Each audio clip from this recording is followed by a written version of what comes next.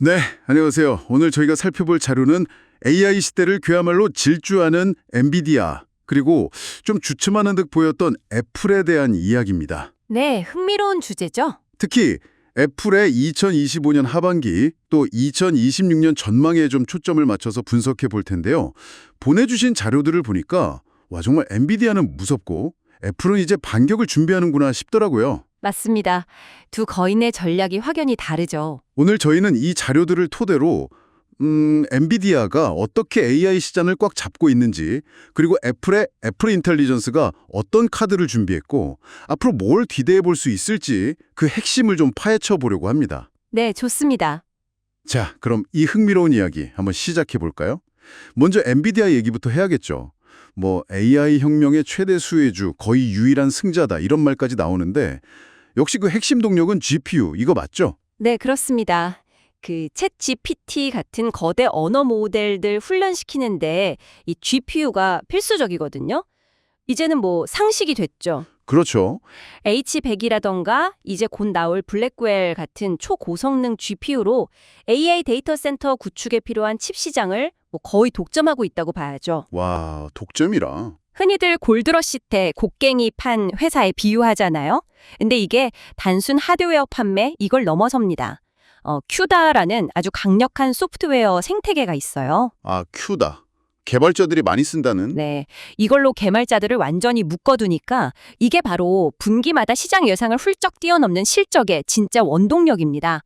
그러니까 B2B, 이 인프라 시장에서의 지배력, 이게 핵심인 거죠. 아, B2B 인프라. 확실히 다르네요. 그런데 엔비디아가 그렇게 막 잘 나가는 동안 사실 애플은 한동안 좀 걱정이 많았잖아요. 아이폰 판매 성장세가 좀 꺾이고 중국 시장에서도 고전한다는 뉴스 계속 나왔고요. 맞아요. 결정적으로는 AI 경쟁에서 너무 뒤처진 거 아니냐 이런 비판이 엄청 컸죠. 막 혁신의 아이콘이라는 말이 무색하다 이런 얘기까지 나왔으니까요. 네, 맞습니다. 스마트폰 이후에 시장 판도를 확 바꿀 만한 넥스트 빅띵, 이게 잘 안 보인다는 거. 그리고 다른 경쟁사들은 막 생성 AI다, 뭐다 빠르게 움직이는데 애플은 전략이 좀 명확하지 않다. 이런 점들이 투자자들한테는 좀 불안감을 줬던 거죠. 그렇죠. 혁신 기업 이미지가 좀 희미해진다 이런 우려가 분명히 있었어요. 네, 컸죠. 그런데 지난 WWDC 2024 세계 개발자 회의였죠. 여기서 애플 인텔리전스를 딱 공개하면서 분위기를 확 바꾸려고 하는 것 같아요.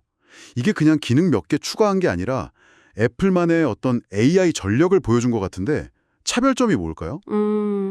핵심 키워드는 개인에게 최적화되고 사적인 AI입니다. Personal and Private AI. 이걸 내세우고 있어요. 개인화되고 사적이다. 네. 그러니까 가능한 많은 AI 연산을 사용자 기기, 아이폰이나 아이패드 같은 기기 자체에서 처리하는 온디바이스 AI를 전면에 내세웠어요.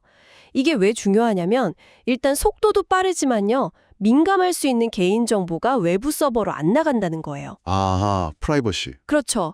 프라이버시를 아주 강력하게 보호할 수 있다는 걸 강조하는 거죠. 그리고 iOS 같은 운영체제 전반에 이 AI 기능을 아주 매끄럽게 자연스럽게 녹여내는 데 집중하고 있습니다. 온디바이스 AI가 프라이버시에 좋다는 건 알겠는데 그럼 사용자 입장에서는 구체적으로 뭐가 더 편해지는 건가요? 그리고 오픈 AI랑 손잡은 건 좀 의외였는데 그럼 결국 데이터가 밖으로 나가는 거 아닌가요? 그거랑 좀 모순되는 것 같기도 하고. 아, 네. 좋은 질문입니다. 온디바이스 AI는 예를 들어서 사진 편집할 때 아니면 이메일 요약하거나 알림 관리 같은 거 있잖아요. 그런 일상적인 작업들을 훨씬 빠르고 매끄럽게 처리해주죠. 외부 서버랑 통신할 필요가 없으니까요. 네네. 그리고 오픈 AI의 챗 GPT 통합은요, 사용자가 뭔가 더 복잡하거나 아니면 최신 정보가 꼭 필요한 질문을 할 때 선택적으로 활용할 수 있는 옵션으로 제공하는 겁니다. 아, 선택적으로. 네. 애플은 사용자가 명시적으로 오케이, 이거 써봐 하고 동의할 때만, 그리고 정말 필요한 최소한의 정보만 외부 모델로 보내서 처리한다고 아주 강조하고 있어요.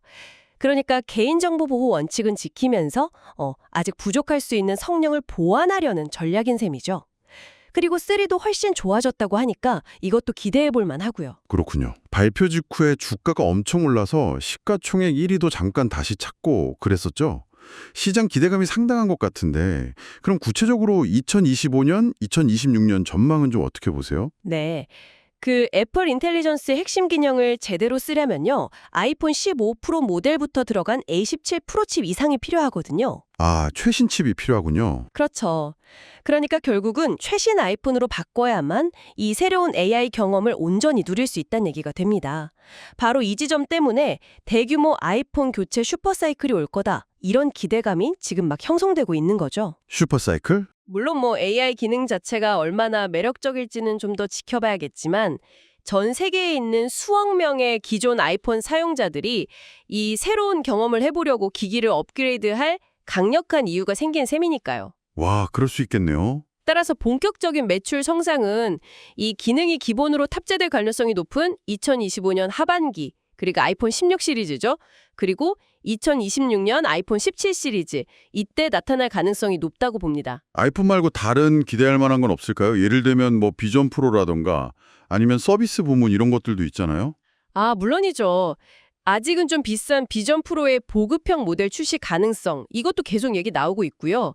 아니면 폴더블 기기 루머도 꾸준히 있죠. 네네. 또 애플의 정말 강력한 무기 중 하나인 서비스 부문, 여기에 AI를 잘 접목해서 뭐 개인 맞춤형 광고라던가 구독 서비스를 더 강화할 수도 있고요. 가능성은 충분합니다. 그리고 꾸준히 자사주 매입하는 것 같은 주주 친화 정책도 계속 투자 매력을 높이는 요인이 될 거고요. 그렇군요. 그럼 종합을 해보면 엔비디아는 AI 시대를 떠받치는 뭐랄까 강력한 인프라 제공자, 약간 B2B 느낌으로 가는 거고 네, 그렇죠. 애플은 그 AI를 수억 명의 사용자에게 매끄러운 경험으로 제공하는 플랫폼 주도자, 약간 B2C 느낌으로 각자의 길을 가는 거네요. 정확합니다. 딱 그렇게 볼 수 있습니다. 엔비디아는 B2B 인프라 시장 중심, 애플은 B2C 사용자 경험 중심, 여기서 AI 성장의 과실을 따려는 거죠. 서로 다른 영역이고 성장 단계도 좀 다르지만 AI 혁명이라는 이 거대한 흐름 속에서 두 기업 모두 정말 중요한 역할을 하고 있다고 봐야 합니다. 투자 관점에서도 이런 차이를 이해하는 게 중요하겠죠. 네, 오늘 AI 시대를 이끌고 있는 두 거인이죠. 엔비디아와 애플의 현재 그리고 미래에 대해서 깊이 있는 이야기를 나눠봤습니다. 이야기를 들으신 당신의 생각은 또 어떠신가요? 마지막으로 이런 질문을 한번 던져봅니다. 애플의 그 폐쇄적이면서도 강력한 개인화되고 사적인 AI 생태계 전략이 장기적으로 사용자들을 더 깊숙이 묶어두면서 엔비디아 중심의 좀 더 개방적인 AI 생태계와는 다른 종류의 어쩌면 훨씬 더 강력한 영향력을 구축하게 될 수도 있을까요? 한번 생각해 보시면 좋겠습니다. 다음 분석에서 다시 뵙겠습니다.